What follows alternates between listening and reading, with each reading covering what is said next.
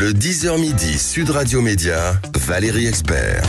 Et oui, je suis seule ce matin car Gilles se repose. Il a vécu une traversée de la Manche périlleuse. Il était à Londres et il a mis plus de 11 heures pour rallier Londres à Paris. Donc péripétie qui fait que ce matin, eh bien, il se repose.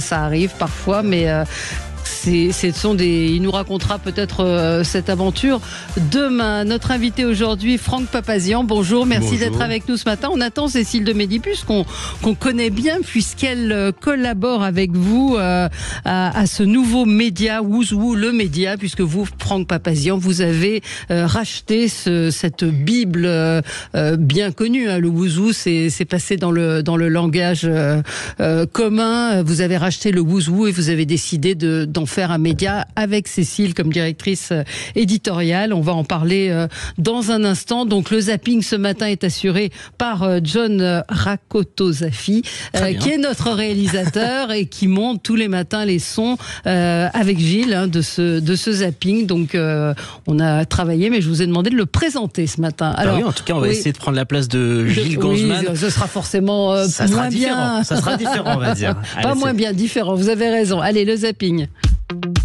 Sud Radio Média, l'instant zapping.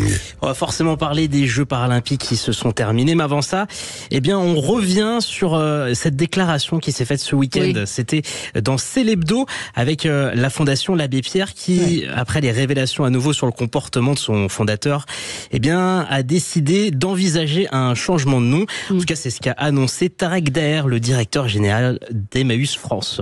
Nous allons soumettre à tous nos adhérents, aux 300 groupes Emmaüs, avant la fin de l'année, une décision qui consiste à retirer de la marque Emmaüs la mention fondateur Abbé Pierre. Aujourd'hui, quand vous vous appelez Emmaüs et que vous êtes un groupe Emmaüs qui écrit Emmaüs, fondateur Abbé Pierre. C'est lui qui l'a fondé. C'est lui qui est à l'impulsion et l'initiative. Emmaüs France est né en 85. Donc en fait, ce sont des débats compliqués, il nous semble, dans la même logique que celle que vient de décrire Christophe, que nous le devons là aussi par souci de cohérence par rapport à ce combat-là. Il faut préciser que l'abbé Pierre a été visé par 17 nouvelles accusations de violences sexuelles. On va en reparler évidemment, nous, dans l'émission Média. Bonjour Cécile de Médipus, qu'est-ce qui se passe?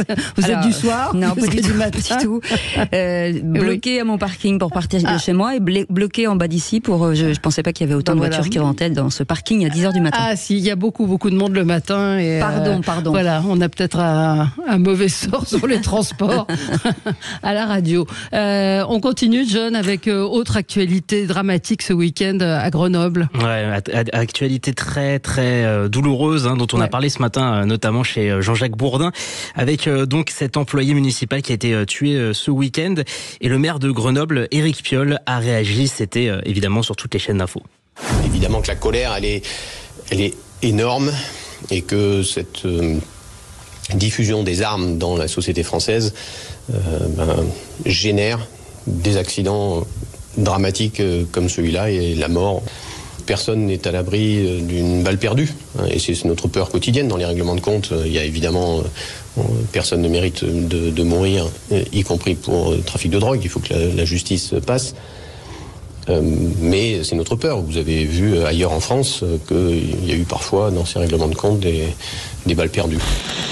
Voilà, des balles perdues. Et il dit c'était un accident de la route. Moi, ça m'a choqué cette Cécile. Vous l'avez entendu aussi. J'ai tweeté ce matin pour moi en disant accident dramatique. On est dans un assassinat et balles perdues. On n'est pas dans ce cas-là. Il y a une jeune femme qui est morte dans son appartement dans le cadre d'une fusillade. C'est une balle perdue, mais c'est pas le cas. Enfin, là, c'est pas le cas. Il y a une volonté de tuer très clairement. Oui, à bout portant 2 balles, ça me semble être un assassinat. Oui. Franck Papazian, vous suivez l'actualité, vous êtes un accro à l'actualité? Ah oui. Matin au soir, effectivement. Aujourd'hui, on a les moyens sur le portable de tout suivre, d'écouter la radio, de regarder la télé, effectivement. Mais vous êtes sans arrêt sur votre portable à suivre. On travaille quand même, donc, mais je suis très très au fait de l'actualité, effectivement. Oui, je rappelle que vous avez racheté CB News, le magazine CB News et le magazine Stratégie également. Et le journal du luxe. Et le journal du luxe. Et donc le Wouzou. et le Gouzou. Donc ça fait de vous un homme de médias. On continue l'actualité, évidemment, John. Quelque chose d'un petit peu plus positif, même s'il y a beaucoup de personnes qui sont tristes. Tristes après la fin des Jeux de Paris 2024. Ça s'est conclu donc hier soir sur France 2 avec cette cérémonie de clôture qui se passait du côté du Stade de France. Alors la semaine dernière, on avait Mathieu Lartaud qui était avec nous dans Sud Radio Média. Là, c'est Laurent Luyat, l'autre visage des grands événements sportifs sur France Télévisions, qui a exprimé son émotion à la télévision. Moi, je suis ému aussi parce que on a vécu un été incroyable depuis Roland-Garros, le Tour de France, les JO et les Jeux paralympiques. Ça a été que des émotions et ça a été tellement de joie. Voilà, donc je voulais vous remercier tous. C'est un peu la fin d'une aventure incroyable. Je le fais depuis longtemps, ce métier, mais là, ce qu'on a vécu, c'est énormissime. Merci à tous et merci à vous, les téléspectateurs. Merci à toi, Laurent. Émotion, il est au bord des larmes et on voit toute cette équipe à qui on peut rendre hommage, de France Télévisions, du service des sports qui a été sur le pont. Vous avez suivi Franck Papazian. On a suivi du début à la fin, effectivement, même si au début on était un peu sceptique, on s'est vite rendu compte en fait que ces jeux étaient formidables, que c'est important pour la France. Et bravo effectivement aux équipes de France Télévisions. Vous faisiez partie des gna-gna-gna comme pas complètement, mais un peu. Un peu, pas complètement, mais un peu. Puis j'ai vite été embarqué par la passion. Cette incroyable ambiance et cette incroyable. Absolument. Cécile, vous aussi. Alors moi, je vais vous dire, hier j'étais toute seule à la maison dans mon salon et à la Marseillaise avec ce trompettiste. Je me suis levée toute seule dans mon salon, mais levée pour forcément tous ces athlètes, levée pour l'organisation, levée pour la fierté nationale, que ce que ça va nous apporter. Et c'est vrai que en écoutant Laurent Luyat, j'ai regardé mes yeux, j'ai une émotion. Et puis Mathieu Lartaud, idole absolue en fait. Il était génial quand on l'a eu la semaine dernière. Toujours les Jeux Olympiques. Oui, toujours les Jeux Olympiques, les Jeux Paralympiques également. On parle déjà de l'héritage que pourraient avoir ces Jeux de Paris 2024. Alors, est-ce que, par exemple, ça va aider à la vision du handicap ? Est-ce que ça va changer des choses ? Alors, il y a l'humoriste Artus, dont on a beaucoup parlé, forcément ces derniers temps, grâce à son film. Un petit truc en plus qui était dans l'émission de France Télévisions, Quel jeu ? Voilà, avec Léa Salamé.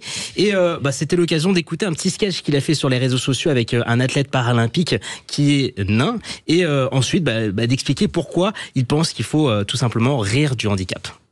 Allô Artus, ça va ? Ça va et toi ? Ça va, nickel. Et, attends, tu tiens le téléphone très proche. Tends le bras. Je suis tendu là. Pourquoi ? En fait, c'est comme les bras sont pas très grands et que pour le coup la tête est des fois un peu, tu vois, alors on la voit bien quoi. Ouais, mais en attendant, moi, petit bras, il soulève 80 kilos, moi. En fait, ne pas les vanner, c'est les mettre dans une case. Si on les considère comme tout le monde, on a le droit de les vanner. Et je pense qu'aujourd'hui, on est arrivé un peu à un ras-le-bol de ce truc de attention, il y a plein de sujets sur lesquels on n'a pas le droit d'aller. Et je pense que tout le monde maintenant a envie d'aller sur tous les sujets et de rire de nos différences. Et les mecs te remercient aujourd'hui. Ceux qui peuvent, oui, ceux qui parlent, les autres non, mais oui. Évidemment. Repousser les lignes, moi je trouve ça formidable. C'est avec la complicité de tous ceux qui sont moqués, je trouve ça formidable. Bien sûr. La ministre, je ne sais pas si vous l'avez vu, la ministre des Sports, dans quel jeu elle a un peu masqué quand l'humoriste dont le nom m'échappe pour l'instant, Paul de Saint-Cernin a fait la blague en disant mais vous faites un peu partie aussi des Jeux Paralympiques puisque les membres du gouvernement vont être amputés d'ici quelques temps. C'est drôle. Un petit sourire crispé. Voilà. Un peu d'humour ne fait pas de mal. Non. John. On termine en musique forcément avec donc la cérémonie de clôture qui s'est passée du côté du Stade de France. Alors il y avait tous les artistes électro marquants, enfin quasiment tous, puisqu'il manquait par exemple David Guetta qui n'était pas là hier soir. Mais il y avait une grande partie des grands artistes. Incompréhensible d'ailleurs, incompréhensible. Apparemment, alors ils auraient expliqué que c'est parce qu'il y avait des problèmes d'emploi du temps, qu'ils jouaient en Allemagne en même temps. Je pense que s'il a été c'est un peu incompréhensible. Un peu bizarre. Passons. Donc plein d'artistes électro comme Jean-Michel Jarre, comme Martin Solveig, mais nous on a décidé plutôt de vous jouer Santa qui a repris celui à qui on pense forcément quand on pense au Stade de France, Johnny Hallyday, Vivre pour le meilleur.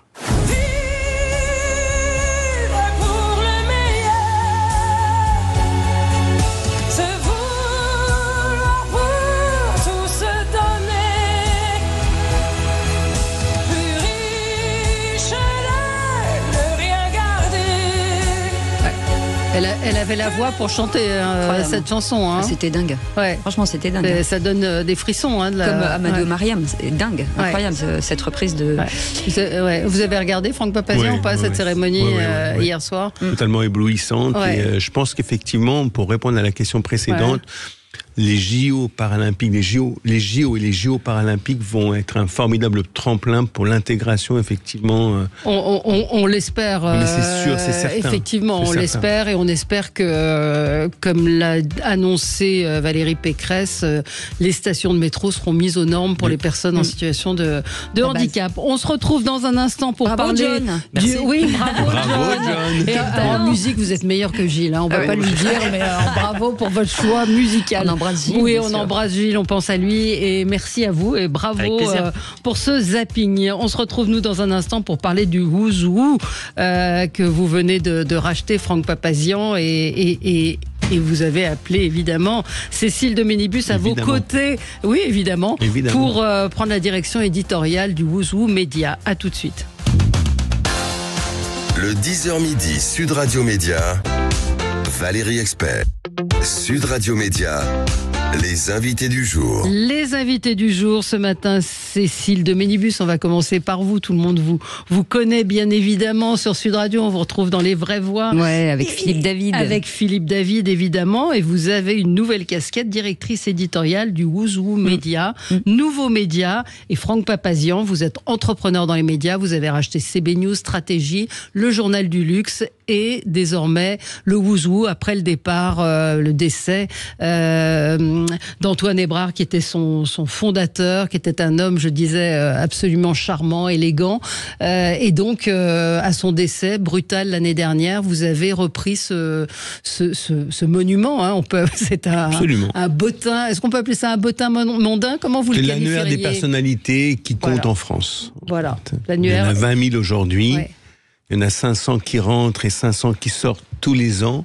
Donc ça a brassé effectivement des générations de décideurs et de personnalités qui ont fait bouger la France. Ouais, c'est ce livre rouge qui Bible, voilà, on peut appeler ça une Bible. Ouais. Comment ça s'est fait ce rachat? Vous connaissiez Antoine Hébrard avant? Je connaissais Antoine Hébrard, on avait pas mal échangé, il avait envie de passer la main et donc on avait pas mal échangé ensemble, et puis il m'avait confié une mission au moment de la transmission. Franck, le Who's Who est une belle endormie, réveillez-la. Ouais. Voilà. Et donc c'est la mission que je me suis fixée avec une très belle équipe, et puis on a tout de suite envisagé de mettre en place une stratégie sur l'événementiel et les médias pour faire du Who's Who une véritable marque. C'est une marque, mais une plateforme d'influence et de networking. On a la chance parce que c'est une marque aujourd'hui qui est installée, qui a une très très belle image.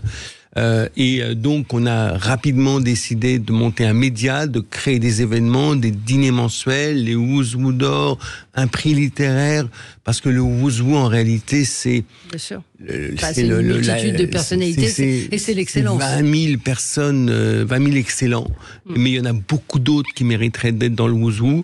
Et avec Cécile, on a décidé, avec Laurence, avec toute l'équipe, on a décidé en fait de se jeter à corps perdu dans cette bataille, qui est la bataille pour l'excellence à la française. Alors, Cécile, vous avez rejoint cette aventure.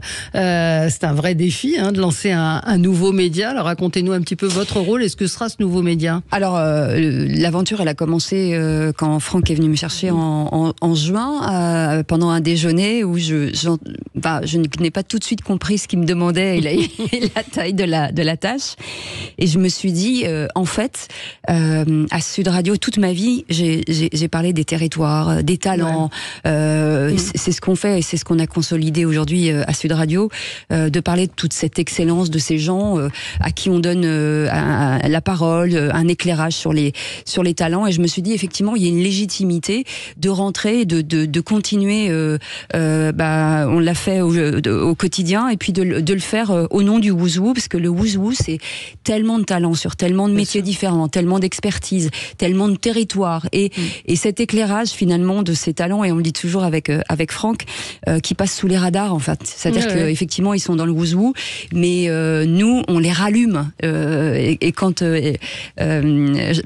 Franck a fait son édito, il a mis rallumer la lumière et c'est la flamme, et c'est ça en fait. Ouais. C'est de leur donner vie, de pouvoir les faire parler, de pouvoir les identifier, de pouvoir créer des portraits un peu différenciants. Alors on a une ligne éditoriale qui est forcément l'excellence à la française, mais aussi le rayonnement international, et c'est ça qui est intéressant. Comment aujourd'hui les statures et les talents se projettent à l'international et donnent une image de la France plutôt positive. On l'a vu là avec les JO. Alors forcément, dans les premières newsletters, il y a quand même pas mal de JO et de talents qui sont mis en exergue, et beaucoup d'artisanat aussi, parce que ça on l'a vu aussi dans les JO, et c'est l'intérêt. Donc ça va être décliné en grands entretiens tels que Yael Braun-Pivet qui ouvre ce bal, si j'ai envie de dire, avec des interviews filmées, avec des mini-questions, avec des portraits, avec des articles, beaucoup de contributions extérieures aussi. Ça c'est intéressant, par exemple, de professeurs de médecine qui m'ont dit, moi je n'écris que dans les magazines scientifiques, j'aimerais aussi vulgariser la santé, donc voilà, on a créé un écosystème hyper intéressant. Qui est dans le Wouzou et comment on y entre et comment on en sort? On est repéré, donc on a une équipe de biographes en fait qui tous les jours repèrent, sourcent effectivement les talents. Donc il faut s'être fait remarquer en fait pendant 1 ou 2 ou 3 ans, confirmer effectivement votre niveau d'excellence pour être sollicité et pour rentrer dans le Wouzou. Ça peut être un sportif, ça peut être un médecin, ça peut être un scientifique, ça peut être un acteur, ça peut être un artiste, ça peut être un journaliste, ça peut être un homme politique, un entrepreneur, un chef d'entreprise. Voilà, toutes ces catégories qui font l'industrie et l'économie de la France. Donc ils sont repérés et puis ils sont contactés pour qu'ils rentrent dans le Wouzou. Donc on ne paye pas pour y être. On ne paye pas pour rentrer. Si je vous appelle et je vous dis, allez, non. On ne paye pas pour rentrer, et en plus, il faut vraiment, en fait, l'idée c'est, il faut vraiment être à la hauteur, effectivement. Oui, du niveau d'excellence et absolument, des critères. Sinon ça n'a plus de sens. Et ceux qui en sortent. Ceux qui en sortent, c'est compliqué d'en faire sortir 500. C'est compliqué. J'ai voulu savoir comment on s'adressait à ceux qu'on faisait sortir en fait, et j'avais demandé à Antoine qu'il me montre la lettre qu'il faisait pour faire sortir les gens. En fait, c'était assez clair. À partir du moment où vous n'avez plus d'activité depuis quelques années déjà, en fait, vous ne faites plus partie de cet écosystème. Et donc, on vous demande de sortir. Mais on vous demande de sortir très élégamment, aussi élégamment. Vous avez demandé de rentrer en fait dans le Wouzou, et malgré tout vous avez fait partie du Wouzou pendant de nombreuses années, et donc. Mais qu'on comprenne bien que ce n'est pas un dictionnaire de personnalité, c'est vraiment les gens qui font aujourd'hui l'actualité, le rayonnement de la France, et qui c'est une Bible vivante. C'est une Bible vivante. Active. Ce qui fait l'entrée et la sortie, c'est le mouvement en fait. Tant que vous êtes en mouvement et tant que vous générez des choses, voilà. Après ça, c'est pas parce que vous sortez du Wouzou qu'on tire un trait sur votre passé, c'est-à-dire que ça reste un moment figé dans votre vie de se dire qu'on est rentré dans le Wouzou. Oui, qu'on y est rentré. Alors, ce média, racontez-nous un petit peu, vous nous avez donné un petit peu les grandes lignes, comment on s'y abonne, ou qui peut y accéder? C'est totalement gratuit. Vous pouvez le consulter à partir de ce soir, puisqu'on va lancer définitivement on va faire officialiser le lancement ce soir, et vous pouvez vous abonner aussi à une newsletter quotidienne, puisque on aura à peu près aux alentours de 8 articles ou 9 articles quotidiens, avec des vidéos, avec des infos, avec cette colonne vertébrale de l'excellence à la française. J'en profite quand même pour dire que Valérie Expert et que Gilles Ganzmann réalisent des scores d'audience extrêmement puissants. On peut rentrer dans le Wouzou. Et donc il y a une excellence dans cette émission. Il y a une excellence, évidemment. Votre intérêt pour les médias, Franck Papazian, il vient d'où? Parce que vous avez créé un groupe scolaire privé, et puis il y a une quinzaine d'années, il y a 22 ans, en fait, j'ai créé Media School. Avant de créer Media School, donc Media School, effectivement, avant de créer une Media School, j'étais dans l'univers des médias, de la publicité, et j'ai lancé ce groupe d'enseignement en créant des écoles de communication, le CS, des écoles de journalisme, l'IEJ, des écoles du digital, sub de web, des écoles de prod, de marketing sportif, de marketing du luxe. Donc évidemment, toujours autour de cet écosystème. Et puis, parce que j'étais un passionné des médias, moi, quand j'avais 15 ans, je mettais tout mon argent de poche pour acheter Le Monde, Libération, Le Figaro tous les jours, parce qu'il n'y avait pas de réseaux sociaux, il n'y avait pas de chaîne Magazine d'infos. aussi, mais il ne le dit pas. Ouais. Et donc j'étais un fervent, j'aimais l'info. Et donc effectivement, j'ai racheté CB News en 2017, Stratégie en 2018, le Journal du Luxe en 2019, pour en faire un groupe de médias d'influence en fait. Un média d'influence très leader sur leur communauté. Et puis lorsque j'ai eu cette discussion avec Antoine Arnaud, qui avait envie de passer la main, ça m'a Antoine Arnaud, c'est ce soir. Antoine Arnaud, c'est ce soir. Ouais, peut-être que j'aurai une discussion avec lui aussi, mais c'est ce soir. Et donc avec Antoine Hébrard, il a accepté de me transmettre en fait le Ouzou. En fait, c'est un formidable écosystème d'influence, vraiment très très puissant sur ces communautés. Qui existe à l'étranger ou pas ? Oui, alors c'est une marque totalement indépendante, multilocale. Le premier Ouzou a été créé en Angleterre, le deuxième aux États-Unis et Fierté, le troisième en France. En 1953, il y a 71 ans. Et donc on peut l'acheter, il coûte assez cher. On peut l'acheter. On peut l'acheter, il faut avoir un véritable intérêt à l'acheter, soit parce qu'on est dedans, soit parce qu'on est un professionnel du réseau. C'est un bel objet. C'est un outil de travail, c'est un très bel objet, c'est un outil de fierté également. Quand on rentre dans le Ouzou, on a envie d'acheter le Ouzou. Et puis on est curieux, on regarde qui y a dedans, et puis c'est sûr. Alors il y a les dates de naissance. Alors j'ai lu que Ariel Dombal était. C'est vrai cette histoire ou pas ? C'est vrai cette histoire. Qu'elle n'a pas pu être inscrite dans le Ouzou parce qu'elle voulait que sa date de naissance ne figure pas. C'était bien avant que j'arrive. C'était une des histoires du Ouzou qu'on m'a racontée. Qu'est-ce qu'il y a eu comme histoire alors ? En fait, il y a pas mal d'histoires. Quand je suis arrivé, les équipes qui sont la mémoire du Ouzou m'ont raconté en fait que pas mal de personnalités voulaient tricher. Alors, vous voulez tricher sur leur âge, vous voulez tricher sur les diplômes, donc tout ça est vérifié évidemment. Mais vous voulez tricher également sur leur lieu de naissance. C'est-à-dire quand on est à Malakoff, on dit qu'on est né à Paris. Et puis quand on est à, je sais pas moi, à Vanves, on dit qu'on est né à New York. En fait, donc il faut vérifier tout ça. Donc on a des équipes hyper rigoureuses qui ont leur canaux de vérification et donc tout ça est remis en place. Alors un auditeur nous dit encore pointer les élites, j'en tombe à genoux, je vomis, ça me dégoûte. Justement, c'est d'expliquer, c'est un petit peu différent. C'est pas un carnet mondain de gens chics et d'entre-soi. Et c'est justement ce que vous voulez en faire et ce rayonnement de la France et de l'excellence que vous expliquez, Cécile. Alors les gens me connaissent bien, ils savent très bien que moi j'adore aller chercher ces talents. D'abord, il y a une case qui s'appelle Who's Next, c'est-à-dire que toutes les petites pépites aujourd'hui qui n'ont pas encore atteint leur maturité professionnelle, on a envie de leur tendre la main. Encore une fois, moi, la première interview que j'ai faite, c'est une luthière aujourd'hui en France. Elle est dans le Ouzou, ça n'est pas une élite, c'est juste une personnalité incroyable qui a une expertise assez incroyable. Et l'intérêt de ce média, c'est d'inspirer en fait.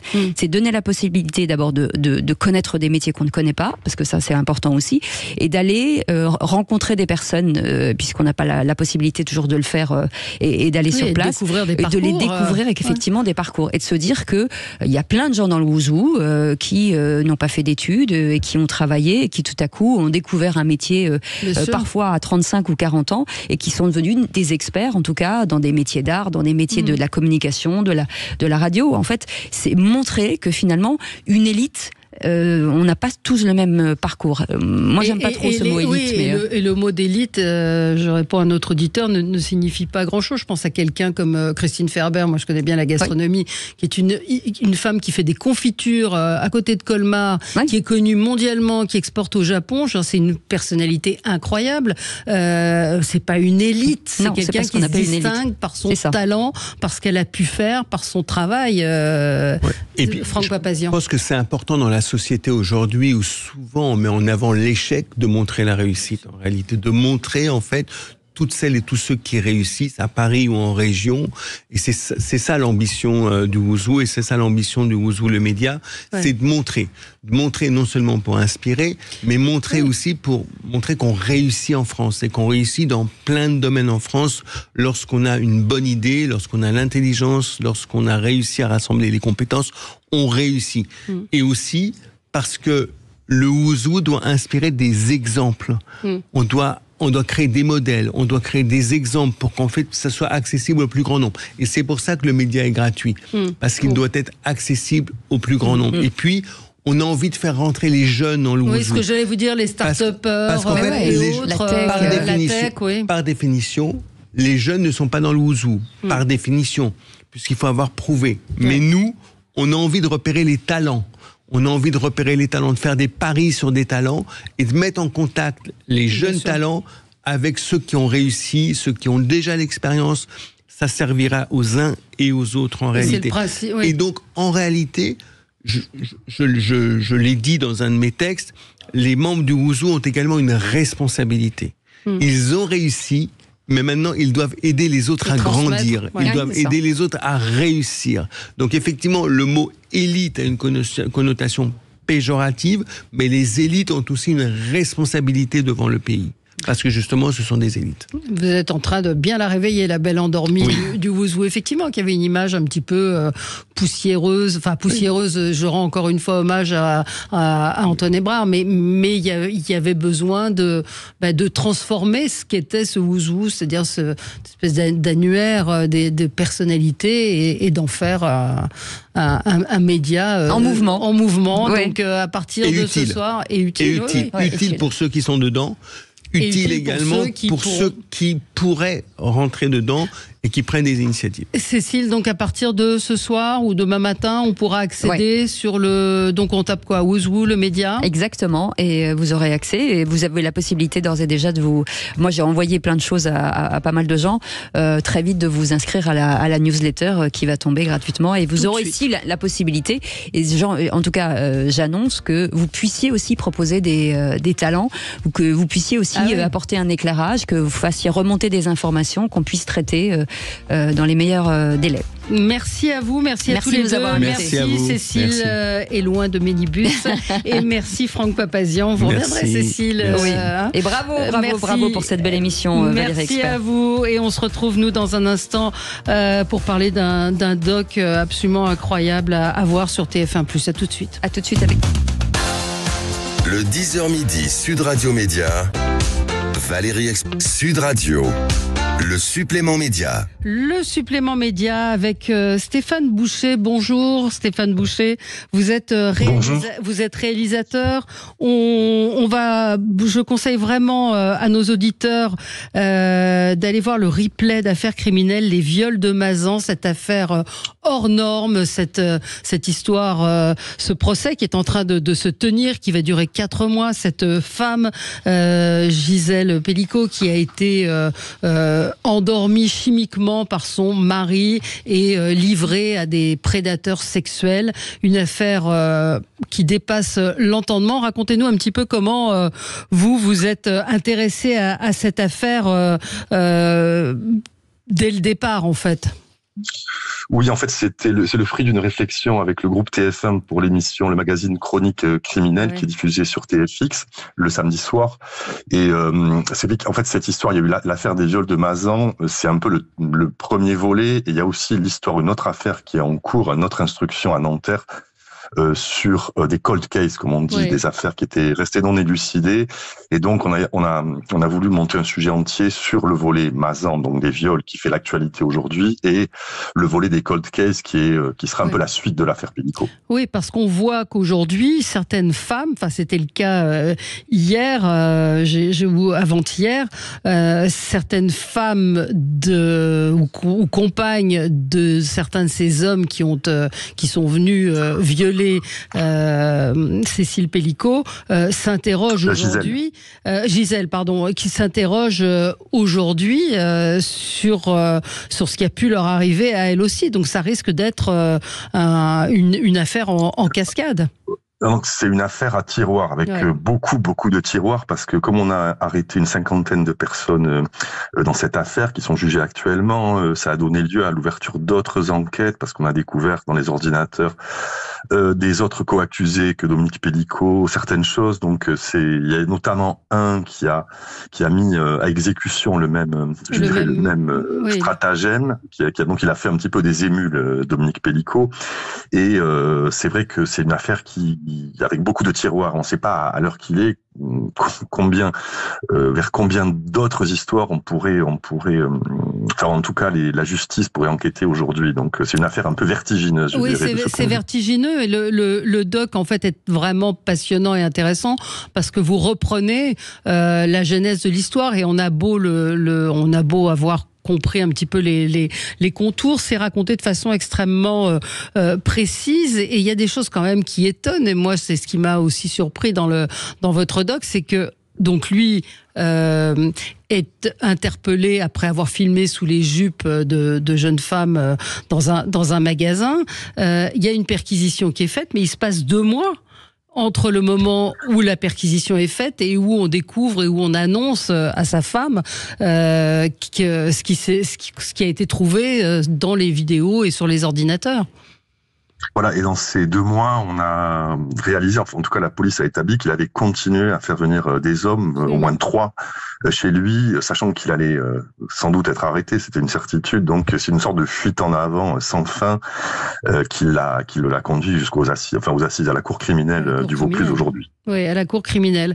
Quand on aborde une affaire comme celle-là, vous qui avez l'habitude de réaliser des documents, on n'est pas, on n'a pas un haut-le-cœur dans ce qu'on entend, dans ce qu'on découvre de cette affaire. Disons que j'ai traité beaucoup d'affaires, notamment des histoires de tueurs en série très très lourdes, mais celle-là, disons qu'elle a une dimension un peu hors norme. Et en fait, à chaque fois qu'on se penche sur l'affaire, il y a d'autres choses qui sortent, et donc on ne sait pas jusqu'où va nous mener, en tout cas jusqu'où la justice ira dans ce dossier qui est vraiment tentaculaire en fait. Oui, l'enquête en cours, parce qu'il y a une instruction qui est en cours à Nanterre au pôle des cold cases, des affaires non élucidées à Nanterre, et qui a donné lieu aussi à des investigations tous azimuts qui sont toujours en cours. Et donc il y aura, dans un avenir qui est assez proche, j'imagine, un 2e procès Pellico qui portera sur des faits qui pourraient lui valoir la réclusion criminelle à perpétuité parce qu'on parle du viol et du meurtre d'une jeune fille, notamment en 1991. Oui, c'est ça, c'est que ça risque d'ouvrir d'autres voies et d'autres portes. Cette femme est particulièrement digne, particulièrement alors courageuse aussi, même si ça ne signifie pas que celles qui ne parlent pas ne sont pas courageuses, mais c'est vrai que la volonté d'avoir que ce procès se tienne en public est assez aussi inouïe dans la procédure. Parce qu'il aurait suffi qu'elle fasse la demande au début de l'audience du huis clos et personne n'aurait pu assister à part les avocats et les accusés à l'audience. Et donc elle a fait le choix que l'audience soit publique. C'est déjà une preuve de courage d'affronter ces violeurs présumés face à elle, les caméras de télévision et tout ça. Donc c'est quand même un moment au niveau... Pour un procès criminel, on parle de procès hors norme, mais on est en plein dedans. Oui, il y a la personnalité du mari qui pose question, un peu souvent comme ces affaires, vous qui avez l'habitude de traiter d'affaires criminelles, un homme ordinaire, un homme normal, un couple normal en apparence. Ça fait écho un petit peu, je fais à l'affaire du Grélé, cet ancien policier qui était un tueur en série et qu'on a mis des années à chercher, François Vérove. En fait, il y a une sorte de parallèle. C'est quelqu'un qui était absolument, Pellico, qui était absolument insoupçonnable pendant des années. Il était agent immobilier, il a été commercial, maintenant, avant que son arrestation, c'était un paisible retraité sans histoire. Sans que le terme soit galvaudé, vraiment sans histoire. Et en fait, on a découvert en tirant la pelote un nombre effroyable de viols sur sa femme et d'autres affaires plus anciennes. Et il y a des investigations qui sont toujours en cours sur son cas. Donc, on n'est peut-être pas au bout de nos surprises. Non. Et puis, le fait qu'il ait donné des modes d'emploi aussi à certains d'entre eux va peut-être révéler d'autres affaires, d'autres histoires où des femmes ont été... parce que c'est aussi, d'une certaine manière, le procès de la soumission chimique de ces femmes qui sont endormies à leur insu.